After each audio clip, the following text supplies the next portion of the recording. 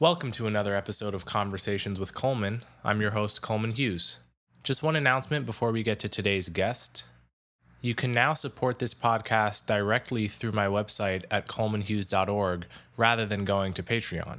I've gotten a lot of comments from people who want to support my podcast, but can't because they, in principle, don't support Patreon. And I agree with their reasoning, which is that Patreon has been known to sometimes deplatform content creators that don't pass its political purity test. And while I don't have any immediate fear that I'm going to become a victim of their political bias, it's a problem that I ever have to think about it at all. So because of that, I've created an option for supporting me directly through my website. And I encourage you, if you have a moment, to switch over from Patreon, stop being a patron there, and move over to my website and give the same amount. And certainly if you're deciding to support the podcast for the first time, I ask that you do it through my website rather than through Patreon. Every so often, I feel I should remind listeners that percent of you who donate is in the single digits. And I am truly grateful for everyone who does, because the quality and the pace of output of this podcast is a direct result of how many people support it. If you've noticed, I'm only doing 2 podcasts a month. The reason is that I would need more people to support the podcast before it became financially feasible for me to create more. I'm editing each episode myself. If more people support the podcast, I can outsource the editing and spend more time preparing for the guests themselves. I could afford to send a mic to each guest so that I can do remote episodes more easily. So if you appreciate what I'm doing and you have the means, please do go to my website at colemanhughes.org and donate. My guest today is Thomas Chatterton Williams. Thomas is a contributing writer to New York Times Magazine and a columnist at Harper's. He's written 2 memoirs, both of which I really recommend. One is called Losing My Cool, and the more recent one, which we talk about in this episode, is Self-Portrait in Black and White. We talk about Thomas's background growing up in a mixed-race household. We talk about race as a social construct.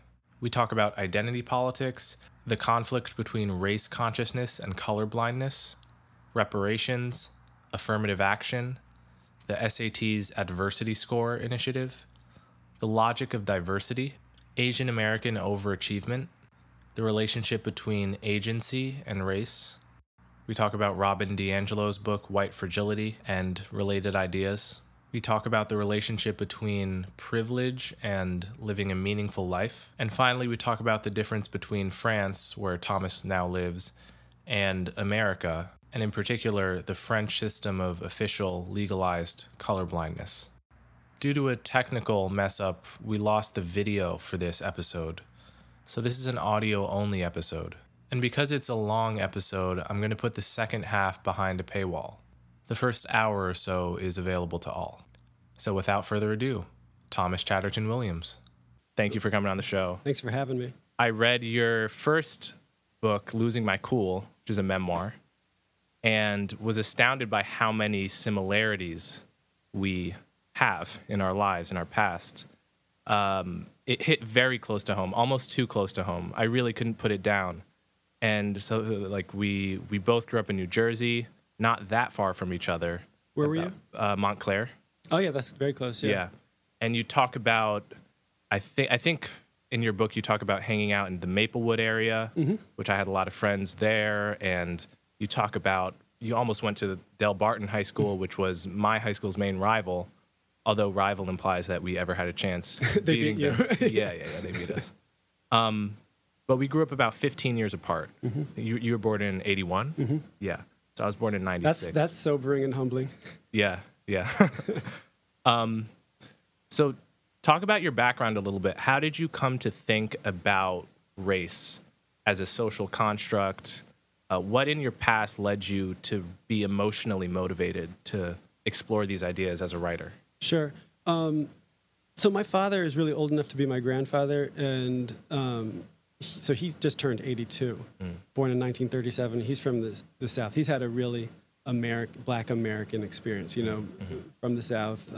He is exactly between slavery and my children in terms of generational position. His grandfather was born in the last year of chattel slavery, and his grandchildren now are, equally distant from him. He's from Texas, right? Yeah. Galveston, Texas. And he's a sociologist by training, and my mother is too. And my mother's white, the daughter of evangelical Christians from San Diego, and the only one in her family to kind of break free of that kind of small social world and kind of get out into the world. She went to school in Illinois and volunteered at soup kitchens in Chicago, and she just never saw race the way that the people she grew up with did.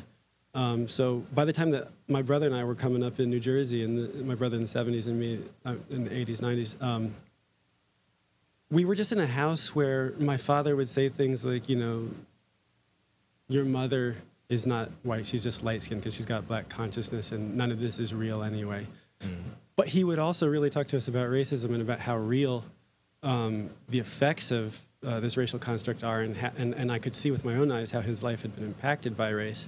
So from a very young age, far before I could articulate it, I understood that there was kind of absurdity and a tension and a contradiction, that my dad and my mom didn't believe in race, and I didn't really believe in race, because how can you have a parent that's a different race than you, But I also very much was raised with the idea that the one-drop rule obtains, that my brother and I were black, and that it was a kind of, it was like arguing how many angels can stand on the head of a needle to say that we were biracial, because my father raised us to think, and to really believe, and it probably was the case when we were growing up, that wouldn't matter very much in certain situations. It was only when I had children of my own that some of these things from my childhood really began to cohere into an understanding that to transcend racism, to get past some of these things, and it's going to be very difficult if it's going to happen at all, we're going to have to kind of get rid of the categories that we operate in. These categories have failed us, and so I have a kind of personal, I have a lot of biographical experience with exposure to the fiction of race. Yeah, let's talk about that a little bit before we talk about how that's changed over the course of your lifetime, and then talk maybe more broadly about what it means for something to be a social construct. So what, roll back the clock, you're 15 or 16 or 17. What does it mean for you, Thomas, to be black at that time? That would put me in the mid-90s. I would call that that's prime hip hop era, Losing My Cool was very much a memoir about learning to perform a kind of racial authenticity that was very much glamorized and sold back to all Americans through hip hop culture, but that was very much tied up with my sense of myself and my peer group's sense of themselves. So I'm 15, and being black was the word I come back to over and over again is performance. And I'm aware of the fact that when you're mixed, you can kind of approach these things with the fervency of the convert. You can overperform to overcompensate. You're light-skinned, people are where you have a white mother. You want to prove that you're not, an imposter. But yeah, I just immersed myself in not the music of hip-hop itself, but the idea of hip-hop as a kind of all-consuming secular religion, a culture that informed everything from the way I shook hands to the way I dressed to the types of schools I thought were appealing to me. I chose not to go to Delbarton because that was too far away from an idea of authentic hip-hop era blackness in my mind. So talk about how the birth of your daughter changed that, if at all. Like what was that? What was it like for you to father someone who was so sort of unambiguously white in how she looked, how she presented herself? Blue eyes, right? Blue eyes, blonde hair, very, very white skin. The main thing is that her hair is very curly, so that's the one incongruity. But, I just want to say, by the time I got to Georgetown, studied philosophy, went to college, became an adult in my 20s, I didn't have this kind of overcompensatory, performative racial identity But I did still really have deep inside me the idea that race was binary. Even if it was a construct, it was binary, and you were either black or you were white. Yeah, looking at the pictures of you, you had this nice excerpt in New York Times Magazine of your book, which I recommend everyone read. And you had these old pictures of you. And there's a picture of you, you look about 13 years old, maybe. And having grown up in roughly the same place as you, if I had seen you at that time, you would have been clearly black to me. Right. In the black category because of how your hair was, just the so much of race has to do with hair. Yeah, it has a lot to do with hair. It has something to do with subtle facial phenotypical traits that are tough to describe, but one knows when one sees.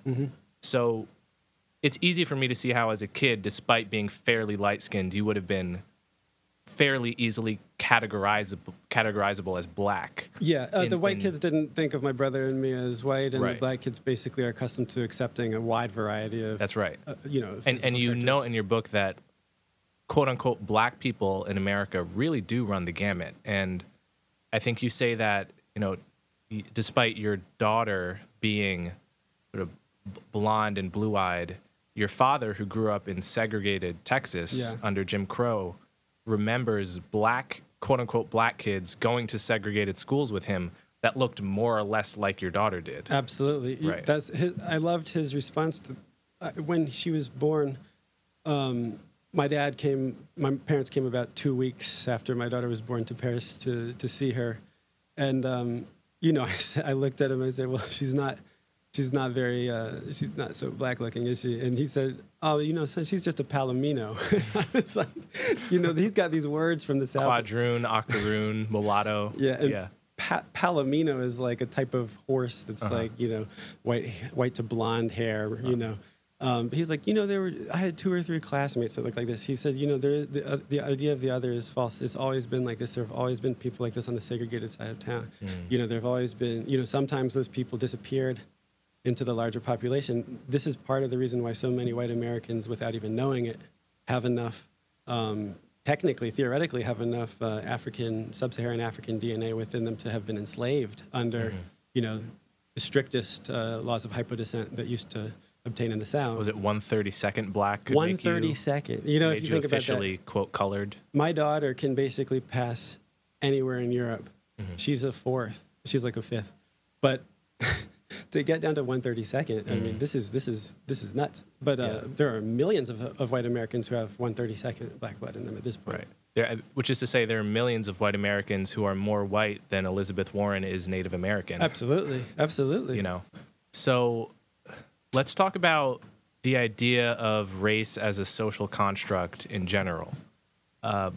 What does that mean to you? How does that cut against prevailing notions of race? And do you oppose that with racial essentialism or with the notion that race is a biologically valid concept? How do you parse that question? Yeah, well, I reject the idea that race is a biological essence that is identifiable, measurable, significant. This is something that a lot of people on the left will say, like, yeah, okay, we all know that. But actually, this is coming back with some.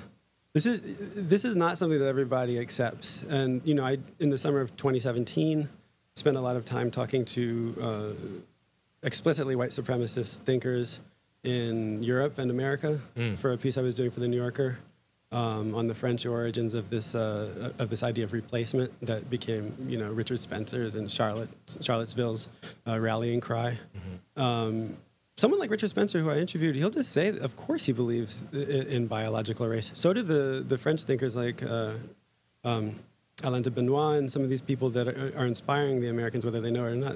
They do actually believe that there is something to biological race. Nowadays, on the left, we might talk about like population pools or things like that. But the human being is too malleable for me to accept that.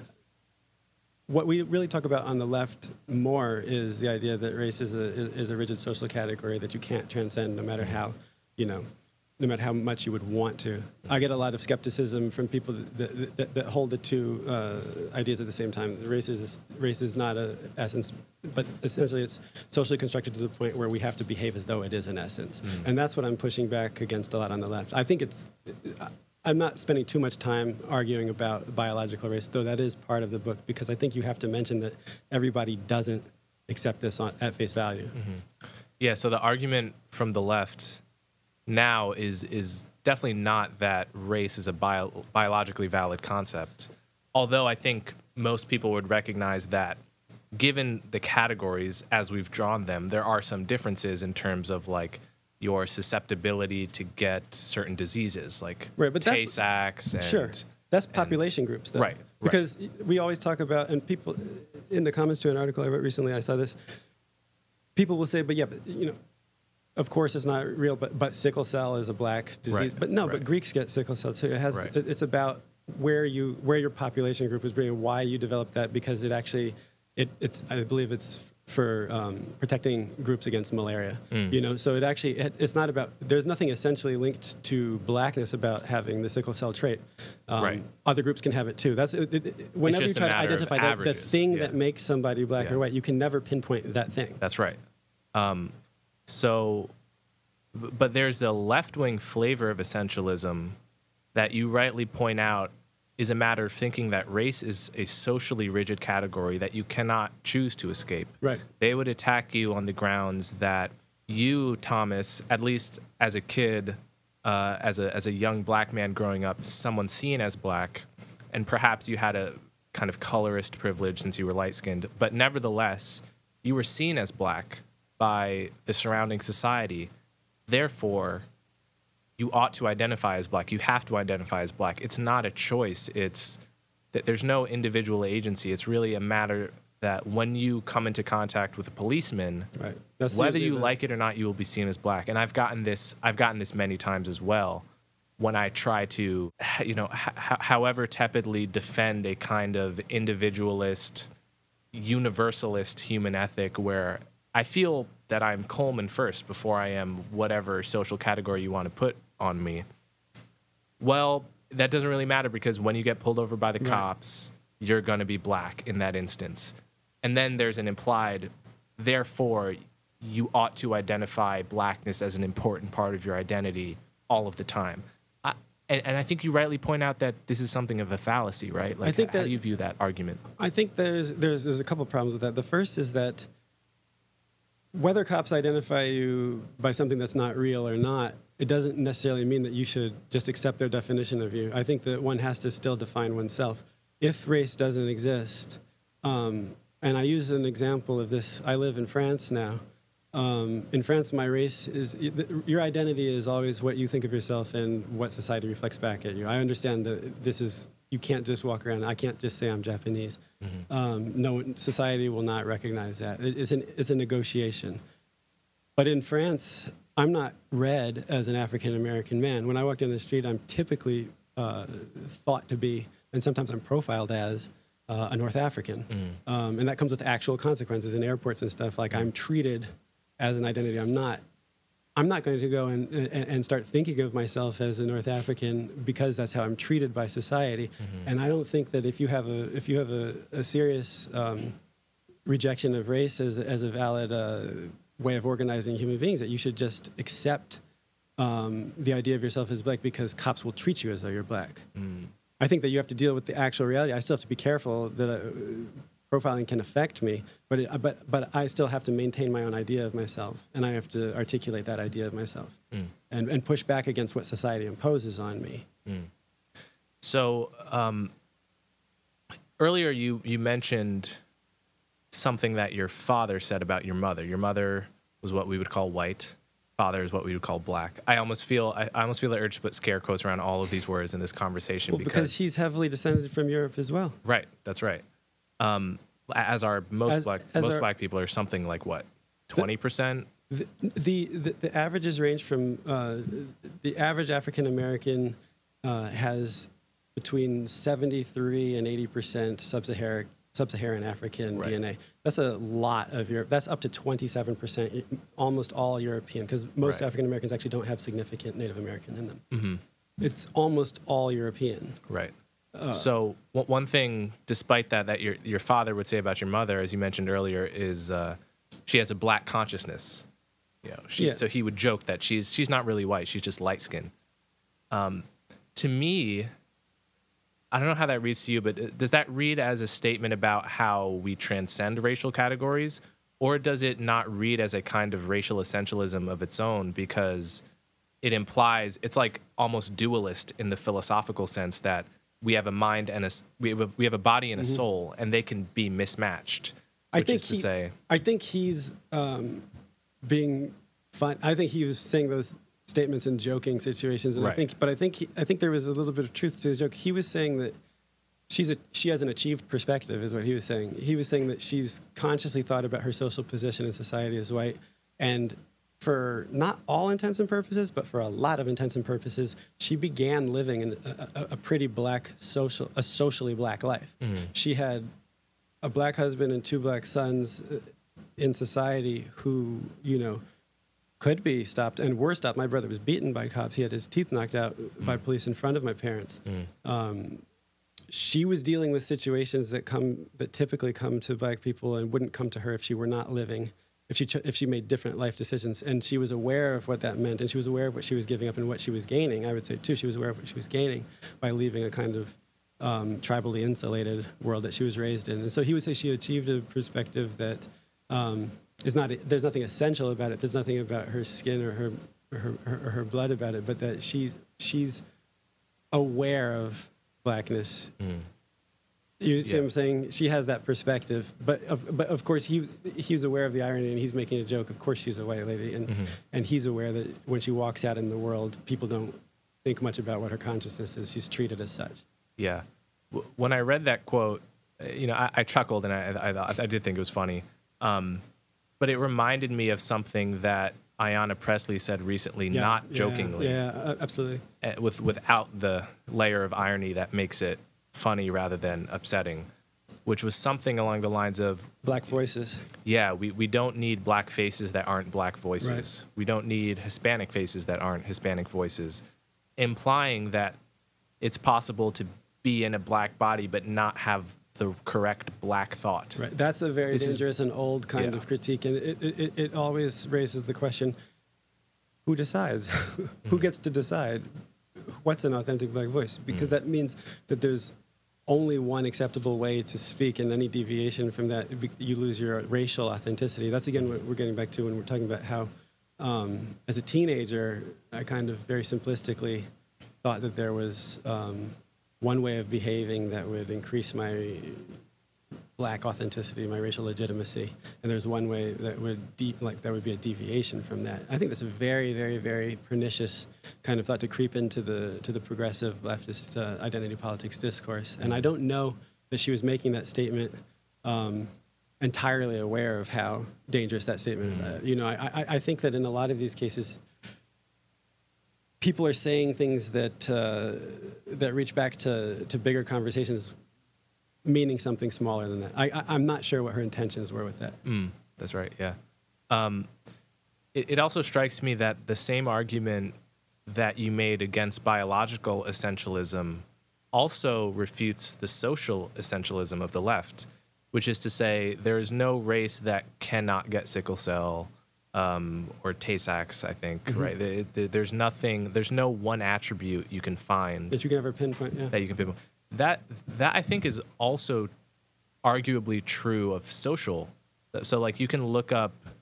There's no group that can't be shot by police. That's right. I mean, and look up, you know, the video of Daniel Shaver getting shot, begging for his life. Begging for his life. If you doubt that, which is not to say that it is equally prevalent among every race. Obviously.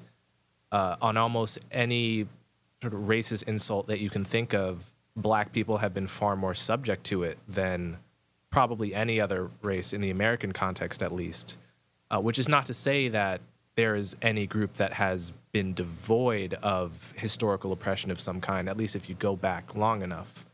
So it also refutes the essentialism of the left to note that Well, yeah, I think that what you're saying makes the argument for why the best way to treat some of these things is to have holistic kind of, you want to have like criminal justice reform that would actually treat this malady no matter who it afflicts. Right. And not pinpoint a single group. Although fixing police-citizen interactions would disproportionately help blacks, but even more than blacks, it would disproportionately help Native Americans who are killed by police at extraordinary rates. It's like 10.9 for Native Americans. It's 6.66 for blacks, 2.9 for whites, and it's like 0.2% or something like that for Asians. Per 100,000 or something. Per million. Per million. Okay. Yeah. So actually, these are low numbers for everybody, but Native Americans are almost twice as likely as blacks to be killed by police. I didn't know that. Yeah. So that leads into the conversation about colorblindness. How should our policies recognize or not the dimension of race? And this is usually opposed to what's called color consciousness or race consciousness. And it's related to the conversation about whether race is socially constructed, but it's not determined by that conversation, which is to say you can think race is a social construct and still be race conscious or be against colorblindness or in favor of it.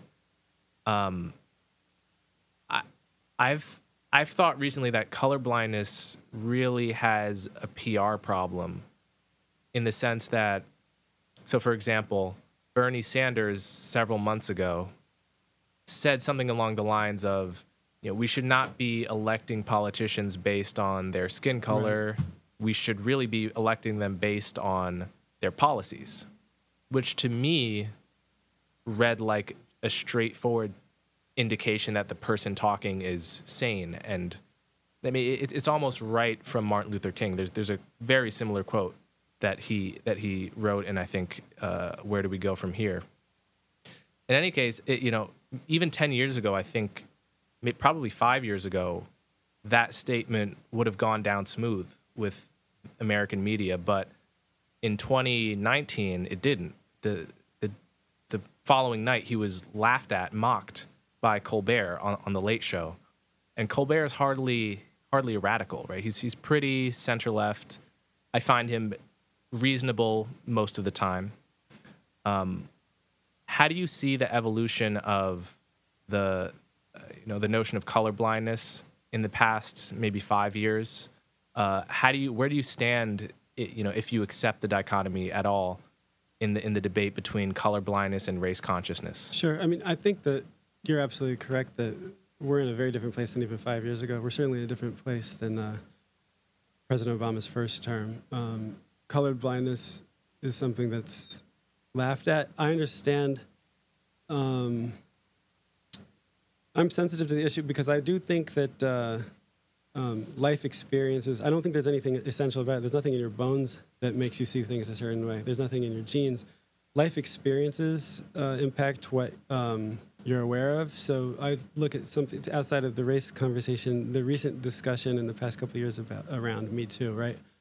There's just a lot of experiences that many women go through that I hadn't ever thought of before.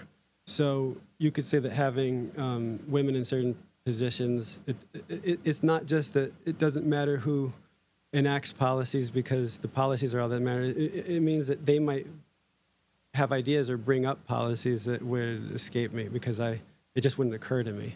And so we probably do have to have, or I'm certain that we do have to have viewpoint diversity, right? I'm not saying that I can't come to the same conclusions that a woman can because I'm anatomically a male, but I'm saying that my life has taken me in directions where I'm willing to admit that I miss certain things. I can imagine that Bernie Sanders misses certain things about certain minority experiences, even though I'm sure he could. There's nothing that prevents him from ever being able to understand those things. So we're probably not at a stage where we can talk seriously about absolute colorblindness if we think that black people, Latinos, women, Jews, they tend to have life experiences that can lead them to conclusions that escape people that are not having those life experiences. When it comes to politicians or leaders, though, I feel that argument So if the argument is that one's identity is a proxy, an imperfect one, but a decent one, for the people you're going to advocate for, the things you're going to think of that, say, a white person would not have thought of. So that's why I'm pro-black politicians on balance, right? It seems like if the identity is a proxy for the policies or the way of thinking, if we can just look at the policies, then we don't need the proxy.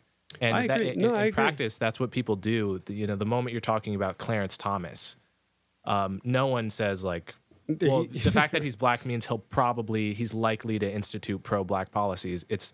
Then there's a laser sharp focus on what his actual decisions were and all the ways in which they allegedly harm black people, right? So I do think there is an argument actually for racially diverse politicians. Like I think the United States would be worse off, much worse off, if the Senate were only white people. I'm certain of it. Just in terms of people seeing themselves reflected in the governing body of the country for social the power cohesion. of symbolism. Yeah, symbols do matter. Yeah.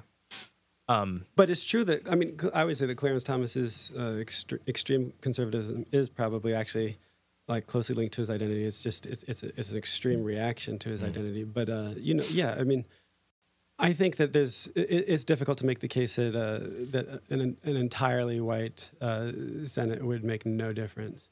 Right. Even if I agree, even if you held the policies constant, Right. like just picture Kamala Harris believing everything she does, but she's white. Right. I think, and likewise for Cory Booker, whomever else, I think that's worse because it's just bound to lead black people to feel less a part of the nation. Right. I mean, so how old were you when Barack Obama was elected? 12, I think.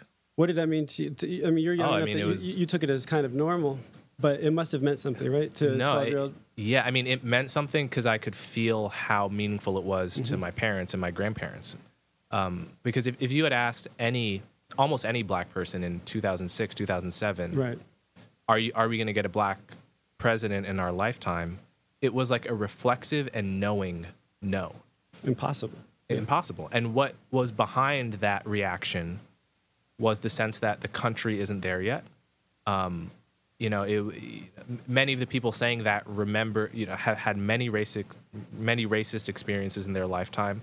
There was nothing about George Bush's presidency that really signaled that we were about to have a black president, although Bush was, by no means an Archie Bunker type either.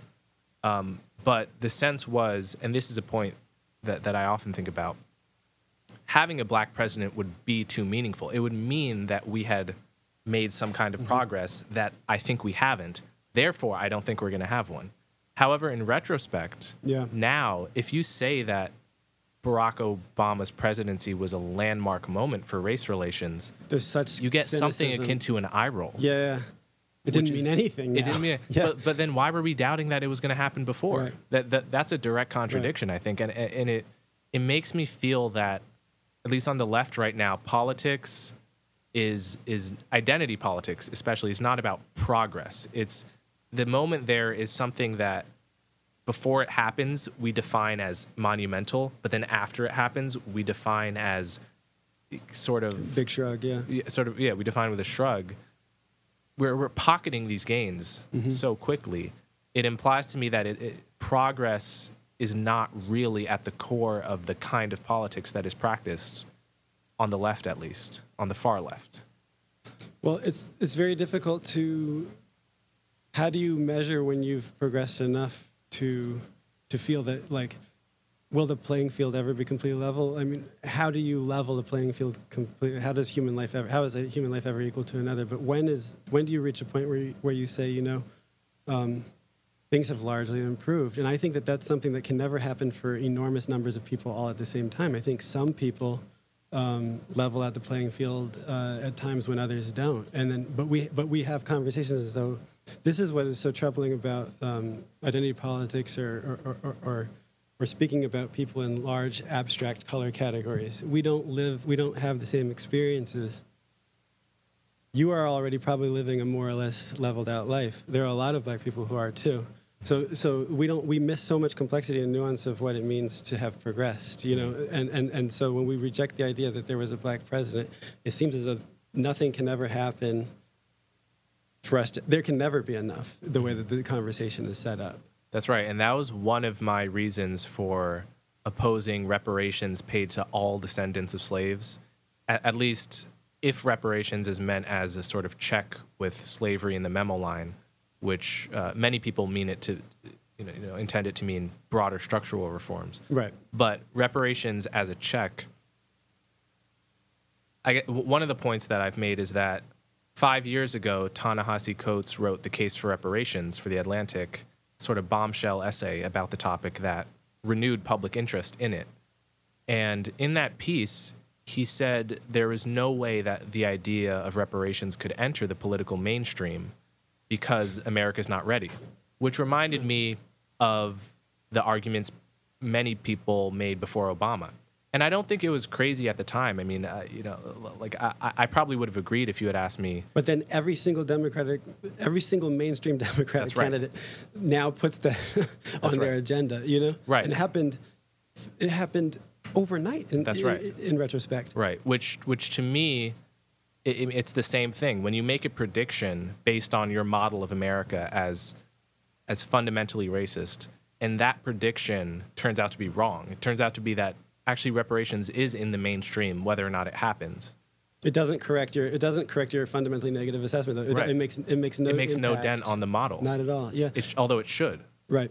And I'm interested in talking about essentialism, and you're much more acquainted with these arguments than I am. What does reparations actually mean, and how do you measure a black life in a country as mixed up as America? My children, my Swedish-looking children, are American descendants of slaves. At what point do you become a life that is too far away from the experience to merit repair, or does it matter that socially they've inherited less wealth through the generations?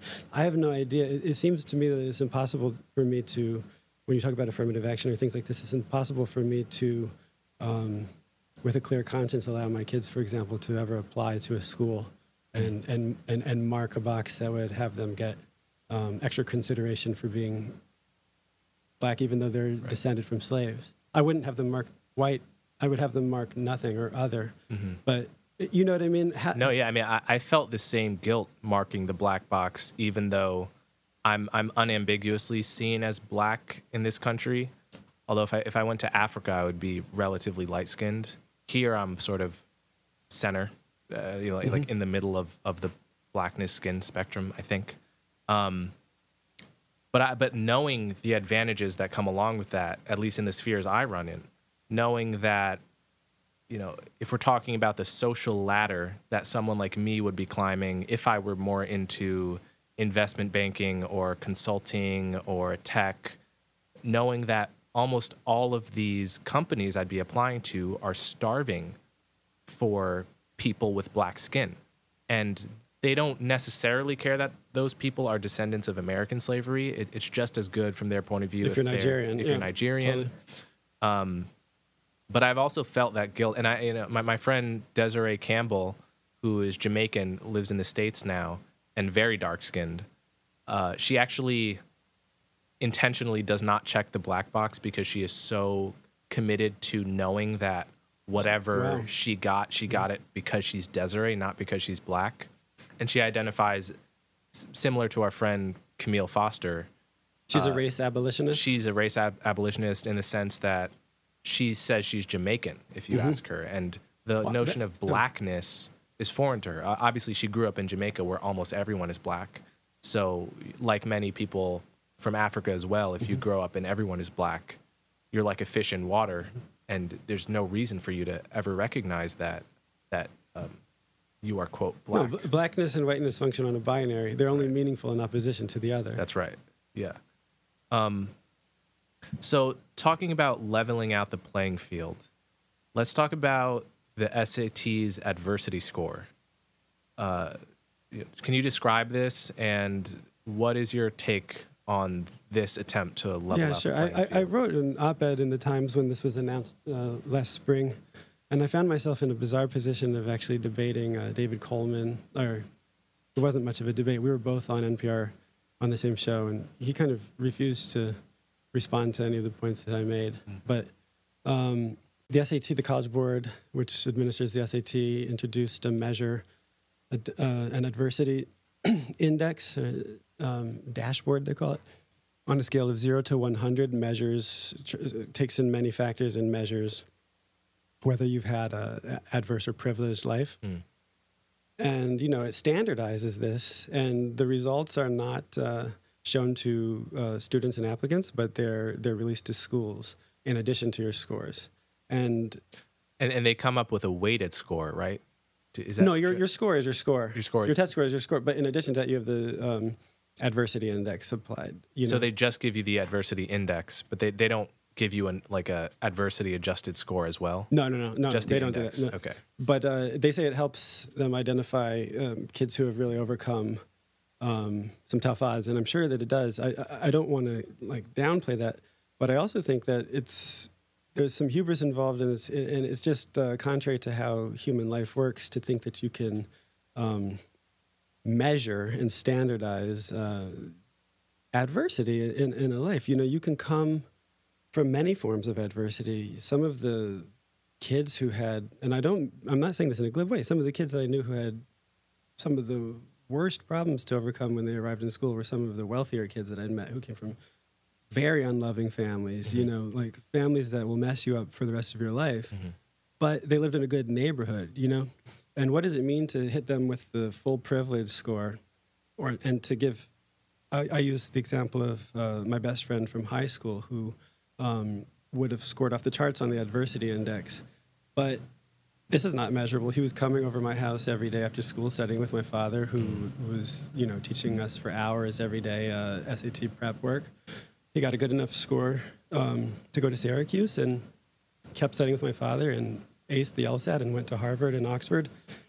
And in every way was from a loving family. And just because the neighborhood he came from, it looks as though he was from an adverse social context, but he had all kinds of support that kids I've known who would be thought of as privileged did not have. Right. And these are just two individuals. You can never prove a universal by a particular, but I just use these examples to say that how do you measure privilege? How do you measure adversity? How do you measure difficulty? How do you measure sorrow? We all react to these things different. Some people are more resilient. I mean, these are intensely complex things, and to dole out scores that are then used in private, I think it's getting away from where we ought to be going.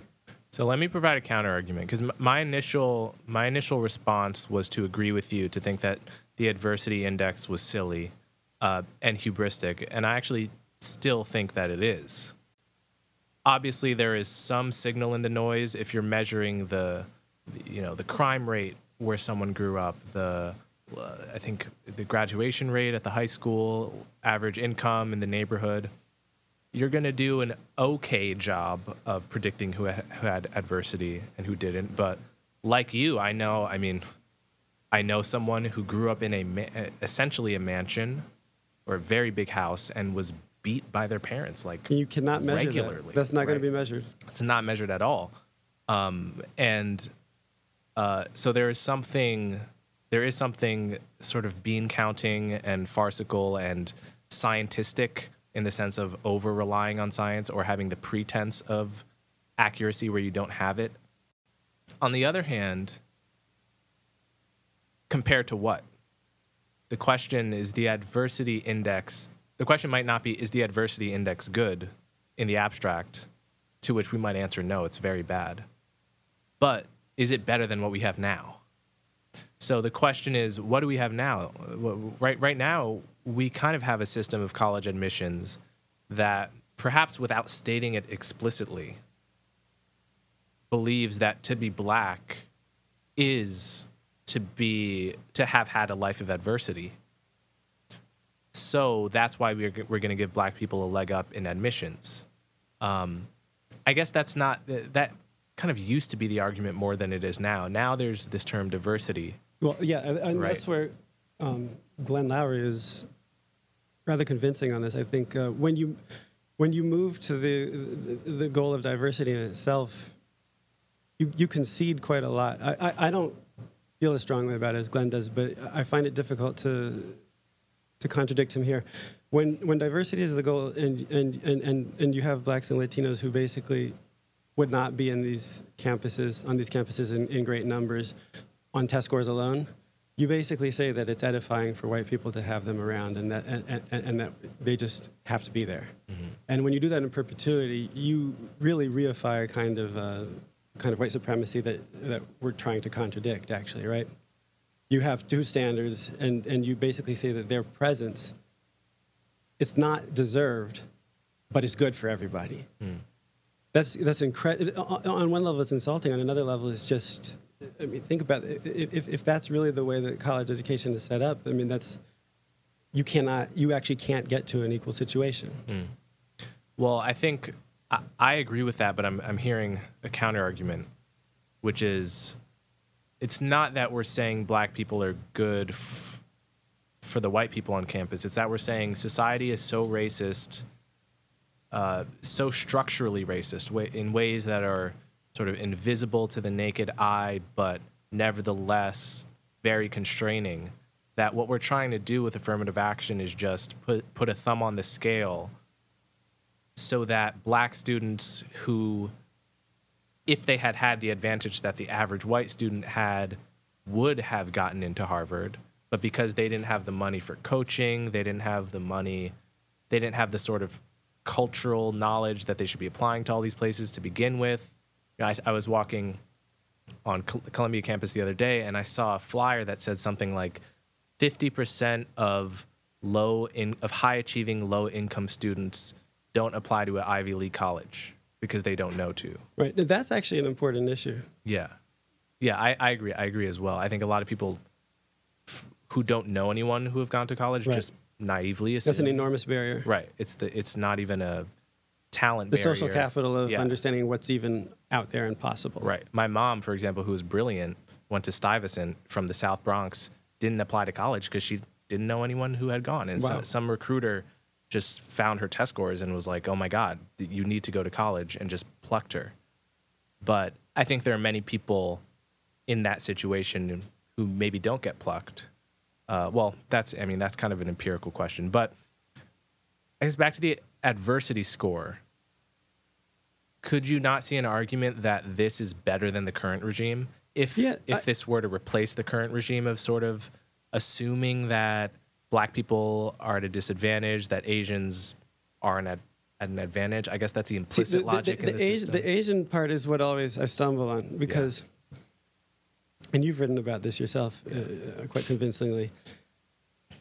I think you were talking about this on Sam Harris's podcast, or he brought it up with you. In this article about Asians like in their cram schools getting Chinese American immigrants in Flushing, Queens getting into the specialized schools like Stuyvesant at greater rates than everybody else. There was a throwaway line in the article that Sam mentioned, which was like, many of them go without lunch to pay for these. Yeah, no, I think I mentioned that. Yeah, they scrimp on essentials like food to pay for test prep. But that's neither here nor there. That's neither here nor there. Yeah, but that's everything. Exactly. They wrote about it as if it was a throwaway line. As though they have a structural advantage. Right. That destroys the entire argument. It really does. Concerned. I'm willing to accept the fact that a lot of white mediocrity gets elevated or just can never hit below a certain floor, and that a lot of black and Latino talent just doesn't get a shot. But the idea that it can't be done is what I kind of reject, and this is what I was trying to make clear on NPR with David Coleman from the College Board. Is that my father, I wasn't raised in privilege. The privilege that I had was I had a two-parent loving home, and I had an educated father that really spent time on my education and insisted that was important. This is what a lot of immigrant families actually do, with or without social capital, or cultural capital, or money, And so I do think that this is probably, you're right. I'm willing to admit this is probably better in some ways if it identifies overlooked talent. But it's a horrible situation, and I think the idea of values at some point and cultural traditions and effort and just resilience has to come into the conversation as well. Mm-hmm. Yeah, but I completely agree.